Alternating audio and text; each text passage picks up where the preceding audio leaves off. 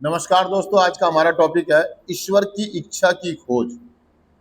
Headline है, हम विशेष चीजों के लिए प्रार्थना करते समय सावधान रहना सीखते हैं।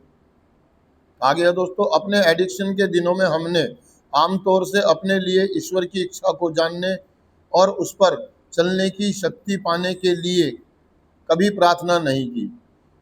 इसके विपरीत हम उस जंजाल से मुक्त होने के लिए ही प्रार्थना करते थे जिसे हमने स्वयं अपने चारों तरफ बुन लिया था। हम अपेक्षा करते थे कि कुछ मांगने से ही चमत्कार होगा, पर जैसे ही हम 11वें कदम पर अमल करना शुरू कर देते हैं, हमारी उस तरह की सोच और प्रार्थना बदलने लगती है। हम अपने लिए जो आफत मोल ले चुके हैं उससे बाहर निकलने का एक ही रास्ता है, और वह यह है कि हम अपने से उच्च शक्ति के सामने पूरी तरह समर्पण कर दें।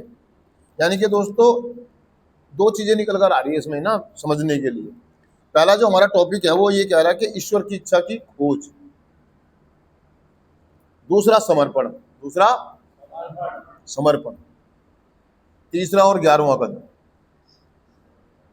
तीसरा और 11वें कदम की बात कर रहा। तो ये बात कर रहा है दोस्तों, जब हम नशा कर रहे थे, जब हम नशा करते करते बहुत गहराइयों में चले गए, मतलब अत्यधिक मात्रा में नशा करने लगे, हमारी चीजें बिखर गई, टूट गई, फूट गई, यानी कि हमारे रिश्ते खराब हो गए, हमारा काम धंधा छूट गया, हमारी इज्जत खराब हो गई, तो हम अंदर से अपने आप से आत्मगिलानी करने लगे और दुखी हो गए। हम भगवान से बस एक ही प्रार्थना करते थे कि मेरा नशा छूट जाए, और कामना करते थे या कल्पना करते थे या सपने देखते कि ठेके बंद हो जाए, सरकार नशा बेचना बंद कर दे, ऐसा कोई चमत्कार हो जाए तो मेरा नशा छूट जाएगा। मैं कुछ दिन के लिए कहीं चला जाऊं, घर वाले मुझे 3 दिन कमरे में बंद कर दे, है ना, हे भगवान कुछ ऐसा कर दे कि कर्फ्यू लग जाए, है ना, 1 महीने तक ठेके ना खुले, जब मुझे मिलेगी नहीं तो मैं पीऊंगा नहीं, तो मेरी छूट जाएगी। हम कुछ ऐसी कामना, कुछ ऐसी प्रार्थनाएं करते थे। वास्तविक प्रार्थना क्या है हमें पता ही नहीं था। हम सपने देखते थे कि मैं कहीं चला गया हूँ, वहां मैं रहा हूँ तो मेरा नशा छूट गया, घर वाले मुझे कमरे में बंद कर दिए, मैंने कमरे मतलब बहुत सारी कोशिशें करी लेकिन हुआ नहीं। क्योंकि देखो, समाज में नशा बिकना बंद नहीं हो सकता, या लोगों में शादी ब्याह में मिलना बंद नहीं हो सकता। लोग इस्तेमाल करते हैं, यूज करते हैं। हम वो लोग थे जो मिसयूज करते थे। एक यूज करना, मिसयूज करना, ये फर्क है। जो लोग यूज करते हैं उनके लिए अवेलेबल है, और भाई हम जैसे बेकार लोगों के लिए ये सारी चीजें नहीं होने वाली। हमारे हिसाब से चीजें नहीं होगी, ना कोई चमत्कार होगा कि अकाल पड़ जाए, एकदम से कुछ ना हो, और मतलब हमारे साथ साथ बहुत सारे लोगों का नुकसान हो, तब कोई चमत्कार होगा, तब हम नशा छोड़ेंगे। ऐसी कुछ कामनाओं के साथ, ऐसी कुछ प्रार्थनाओं के साथ हम कार्यक्रम में आते हैं, फेलोशिप में आते हैं, और हम ये सोचते हैं आने के बाद भी कि बस कोई चमत्कार हो जाए और मेरा नशा, मुझे कुछ करना ना पड़े। हम प्रार्थना करते हैं, लेकिन जैसे ही हमें पता लगता है कि यार हम पहला कदम सुनते हैं, समझते हैं, हम इस बात को कबूल करते हैं कि मेरे सोचने से कुछ नहीं होगा, कुछ करने से होगा, खाली प्रार्थना करने से नहीं होगा। ये दुनिया क्यों चल रही है, कैसे चल रही है यार, इसके बारे में मुझे सोचना होगा एक बार ना। चीजें जब मैं समर्पण कर स्वीकार करता हूँ, विश्वास करता हूँ, जब मैं समर्पण करता हूँ, तब मुझे इस बात का एहसास होता है कि हमसे बढ़कर कोई उच्च शक्ति है जो हमारे मन और बुद्धि को स्थिर रखकर हमारा जीवन सुधार सकता है। हमें विश्वास हो, जब हमें विश्वास होता है तो हम अपनी इच्छा और अपने जीवन को किसी के समक्ष समर्पित करने का निर्णय ले लेते हैं। अब हम ये बात जान लेते हैं कि यार ईश्वर तो स्वयं धरती पर नहीं आएंगे, कोई एक ऐसा व्यक्ति हमारी जिंदगी में आएगा जो ईश्वर का भेजा हुआ होगा, और हमें उसको अपनी उच्च शक्ति के रूप में देखना। हम सोचते थे कि चमत्कार हो, भगवान आके मुझे ये कह जा, मैं तुझे वरदान देता हूँ और तेरा नशा छूट जाए, या कोई ऐसी घटना हो जाए, मेरी याददाश्त चली जाए, मैं सब कुछ भूल जाऊं, मेरा नशा छूट जाए। मतलब ये सपने देखते हुए हम आते थे कार्यक्रम में, पता लगता मेरे को कि यार कुछ करने से होगा। मैं जानता था लेकिन मानता नहीं था। जानने का मतलब ये कि भगवान है, ईश्वर है, वो हमसे प्रेम करता, लेकिन मानता नहीं था। इस कार्यक्रम में आने के बाद मेरी बात मैंने विश्वास किया, मैंने मान लिया और मैंने समर्पण करने का निर्णय लिया। जब मैं समर्पण करने का निर्णय लेता हूँ, जब मैं आगे चलता हूँ, तो कहीं ना कहीं मुझे ये पता होता कि यार मतलब मेरे घर वाले मुझसे क्या अपेक्षा रखते हैं, मेरी वाइफ मुझे किस रूप में देखना चाहती है, मेरी मम्मी, मेरे पापा, मेरे बहन भाई, वो मुझसे चाहते क्या है, मुझसे अपेक्षा क्या रखते हैं। एक इंसान से तो हम पूछ लेते तुम चाहते क्या हो,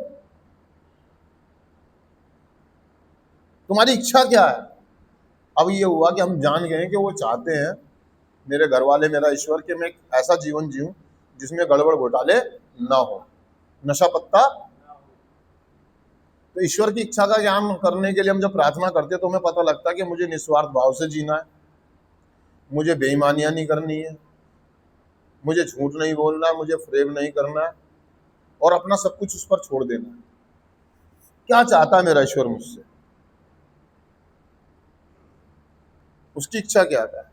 हम प्रार्थना करते हैं, जब हम ध्यान करते हैं, मेडिटेशन करते हैं, तो उसकी आवाज़ें मुझे सुनाई देती है कि यार मैंने तुझे चुना है किसी काम के लिए। अब जिस सफर पे तू निकल रहा है उसमें दिक्कत परेशानी आएंगी, तुझे झेलनी होंगी, बर्दाश्त करनी होगी। जब हमें उसकी इच्छा का ज्ञान हो जाता तो हमें समझ में आता, अब हम लड़ाई झगड़ा करने बंद कर देते हैं, क्योंकि ये होना था, ये निश्चित है, ये जो इस दुनिया में आया है वो जाएगा, ये निश्चित है। मैं नशा नहीं करूंगा, चीजें बनेंगी बिगड़ेंगी, चीजें बनेंगी, ये निश्चित है, क्योंकि परिवर्तन संसार का नियम है और वक्त के साथ बदलाव की जरूरत होती है। ये ईश्वर की इच्छा है, परिवर्तन होता रहता है। परिवर्तन 10 साल बाद, 500 साल बाद, हजारों साल बाद चीजें हिलती हैं, भूकंप आते हैं, है ना, प्रलय आती है, यहाँ से जगह हिल के यहाँ चले, ये होता है, ये परिवर्तन संसार का नियम है। तो मैं इस बात को जान गया हूँ कि मुझे बदलाव की जरूरत है, मुझे अपने खाने पीने, उठने बैठने, सोचने के तरीके में बदलाव की जरूरत है। मैं हर चीज को एक ही तरीके से नहीं देख सकता, मैं हर एक चीज को एक तरीके से नहीं आंक सकता, एक ही तरीके से सबको मैं डील करता था। मुझे लोगों के अंदर देखना कि ईश्वर की इच्छा, मुझे कुछ चीजें छोड़ देनी होगी, माफ करना सीखना होगा, माफी मांगना सीखना होगा, सॉरी बोलना सीखना होगा, धन्यवाद बोलना सीखना होगा, जो मेरी डिक्शनरी में आएंगी। सॉरी मुझे बोलना नहीं आता, थैंक यू बोलना, मुझे लोगों में कमियां निकालनी आती है, चीजों में कमियां निकालनी आती है, भगवान में कमी निकालनी आती है। ईश्वर की इच्छा का ज्ञान होने का मतलब दोस्तों बहुत गहरी चीज है। जब हमें इसकी इच्छा का ज्ञान हो जाता है तो हम फ्री हो जाते हैं, एकदम आजाद, क्योंकि मैं जान गया हूं ये संसार मेरे हिसाब से नहीं चले, ईश्वर के हिसाब से। मेरी जिंदगी में जो भी होगा मैं उसको हंस के स्वीकार कर लूंगा, अच्छा या बुरा। जब कुछ गलत होगा तो मैं उसकी जिम्मेदारी स्वयं लूंगा, और कुछ अच्छा होगा तो मैं ईश्वर को कहूंगा कि ईश्वर ने किया, मैंने नहीं किया। मैं गलत चीजें तो जब मेरे साथ होती है, मैं करता हूं, तो मैं दूसरों को दोषी ठहराता हूं, और जब मैं कुछ अच्छा करता हूं तो मैं कहता हूं मैंने किया। कुछ गलत होता तो मैं नहीं। अब मैं जान गया हूं कि जब मैं कुछ अच्छा करूंगा तो ये ईश्वर की कृपा होगी, और जब मुझसे कुछ गलत होगा तो उसकी जिम्मेदारी मेरी होगी। तब हम ऐसा करना सीख जाते हैं, और जब हम इच्छा का ज्ञान होना शुरू हो जाता है, ये बड़ी दुनिया बड़ी आसान है यार। जब भी आपकी जिंदगी में कुछ हो तो धन्यवाद बोलना सीख जाओ, अच्छा या बुरा, शुक्र मनाओ हर हाल में। हर हाल में जब हम शुक्र मनाना सीख जाते हैं, हम जान जाते हैं कि ईश्वर है, और जो वो करता है कभी भी गलत, ईश्वर गलत हो ही नहीं सकता, मेरी उच्च शक्ति गलत हो ही नहीं सकती। जो हुआ अच्छा हुआ, और जो हुआ बहुत बढ़िया हुआ, और जो होगा वो भी बहुत बढ़िया होगा, और जो हो रहा है वो भी बहुत बढ़िया हो रहा है, क्योंकि ये ईश्वर की इच्छा है। आप यहाँ हो, ये ईश्वर की इच्छा है। आपने नशा किया, वो भी ईश्वर की इच्छा थी। अब छोड़ने के लिए क्या रहा है, तो ये भी ईश्वर की इच्छा है। वो आपको संदेश दे रहा है, मैसेज दे रहा है, जगह दे रहा है, ऐसे माहौल दे रहा है, क्योंकि ईश्वर की इच्छा कि आप ठीक हो जाए। आप लड़ाई झगड़े बेईमानियां करनी बंद कर दें, चीखना चिल्लाना बंद कर दें, झूठ बोलना, सारी चीजें, क्योंकि ये ईश्वर की इच्छा है। बदलाव की जरूरत है, ईश्वर की इच्छा है कि आप बदल जाओ। क्या? तो ये ईश्वर की इच्छा का ज्ञान होने के लिए जब हम प्रार्थना करते हैं दोस्तों, तो देखो समझ में तो आना बहुत आसान है, लेकिन उसको मानना और फॉलो करना बड़ा मुश्किल है। क्या? हाँ तो हम कर रहे हैं सभी के सभी, हाँ जी ईश्वर है, ईश्वर है, ईश्वर की इच्छा, वो कभी गलत नहीं करता जी, ये जी वो जी। लेकिन जब मानने की बारी आती है, उसकी इच्छा को मानने की, स्वीकार करने की, तब हम भटक जाते हैं, हम बदल जाते हैं, हम मुकर जाते हैं। दर्दों में हो जब उसका शुक्र मनाना, जो हो रहा है ईश्वर की इच्छा से। तो मैं दुखी क्यों, मैं परेशान क्यों, इसका मतलब मैं इच्छा को नहीं मानता, है ना। मुझे इसकी इच्छा का ज्ञान है। हर हाल में खुश रहना, संतुष्ट रहना, कभी किसी का बुरा नहीं करना, नशा नहीं करना, लड़ाई झगड़े नहीं करना, उल्टे सीधे काम नहीं करना, ये ईश्वर की इच्छा है। क्योंकि उसने इंसान इतने खूबसूरत चीज बनाई है, इतनी प्यारी चीज बनाई है, दूसरों की सेवा करने के, ना कि सेवा करवाने की। जब मैं सेवा करना सीख जाता हूँ, सेवा कार्यों में भाग लेता हूँ, मैं जीव जंतुओं की, पेड़ पौधों की, पक्षियों की सेवा करता हूँ, इंसान की सेवा करता हूँ, अपने परिवार की सेवा करता हूँ, अपने समाज की सेवा करता हूँ, तब मैं ईश्वर की इच्छा के हिसाब से चलता हूँ। मुझे ईश्वर की इच्छा का ज्ञान होना शुरू हो जाता है। सेवा एकमात्र रास्ता है उसकी इच्छा का ज्ञान समझने के लिए और सीखने के लिए। आज और अभी से आप सेवा करो, क्योंकि नर सेवा नारायण सेवा। एक दूसरे की हेल्प करो, मदद करो, सही रास्ता बताओ, बुरा मत करो, नुकसान मत करो। तो ईश्वर की इच्छा का ज्ञान होना दोस्तों जितना मुश्किल भी नहीं है जितना कि लोग समझ लेते हैं। बस मुझे हर हाल में खुश रहना है, थैंक यू बोलना है, लोगों को माफ करना है, ज्यादा परेशान होने की जरूरत, क्योंकि ईश्वर की इच्छा है। तो दोस्तों मैं चिंतन पढ़ता हूं। सिर्फ आज के दिन मैं अपनी उम्मीदों का समर्पण कर दूंगा, अपनी उच्च शक्ति से दिशा पाने के लिए उससे प्रार्थना करूंगा, और जीवन जैसा भी हो उसे उसी रूप में स्वीकार करूंगा। थैंक यू दोस्तों, शुक्रिया।